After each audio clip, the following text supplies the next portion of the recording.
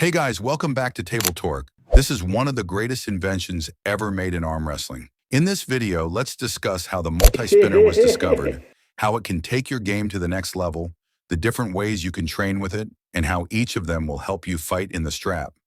First of all, let me tell you about the wrist wrench or rolling handle. It's basically a cylinder-shaped handle with two straps running on either side. The purpose of the rolling handle is to apply pressure to your fingers and wrist.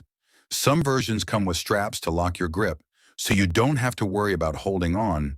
You just focus on resisting the rotation in your fingers and keeping your wrist from getting extended. The other type doesn't have a strap to lock your grip, so you need to hold it as tightly as possible to prevent it from rolling. So grip strength also plays a role. In both cases, the main goal is to resist the pressure on your fingers and wrist.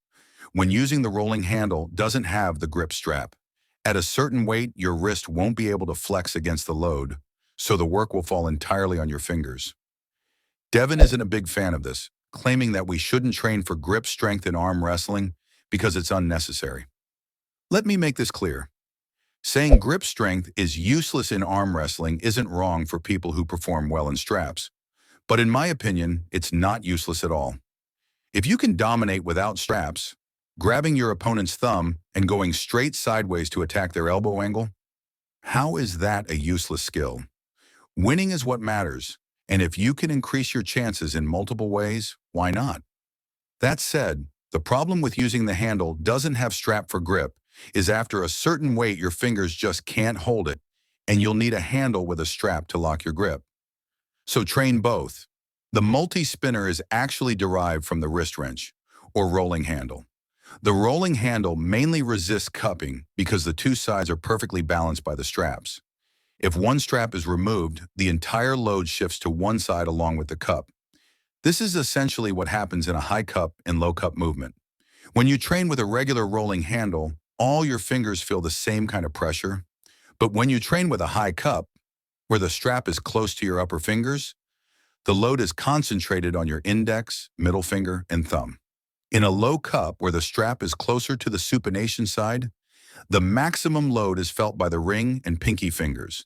Devon has incredible control in straps. Usually, if your wrist is taken, it's very hard to regain it. Losing your wrist changes leverage drastically and reduces efficiency unless you have an exceptional connection through your elbow and shoulder, like Todd. However, even if someone takes your wrist, you can still rely on pronation, which allows you to maintain a connection to your wrist and potentially regain full control. Supination, on the other hand, is harder to rely on because some degree of pronation through the thumb is unavoidable. What matters isn't just doing supination, it's doing supination with flexion. So what will the multi-spinner do for your hand and wrist? It will mimic the exact type of pressure you experience in a real strap match.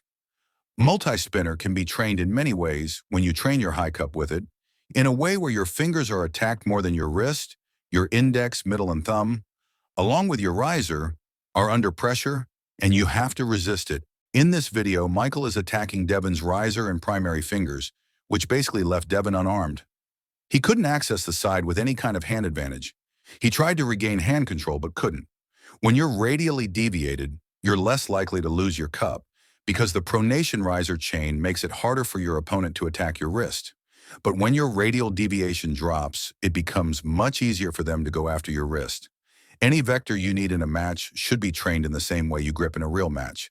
In competition, your wrist is not fully closed, it's open. So something needs to be inside your grip to replicate that feeling.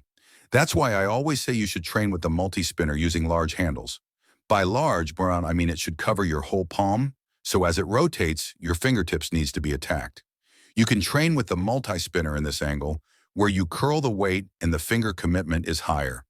Sometimes you'll notice he never grips it with a flat palm fully touching the pad. Instead, he positions himself so his body is at 90 degrees to the vector, keeping his wrist in an attacking position. This way, he doesn't need much finger flexion, but definitely needs wrist flexion. And you can see his pronator being worked more. Devon tends to use this grip style, especially when the weight is much more, like for singles and all.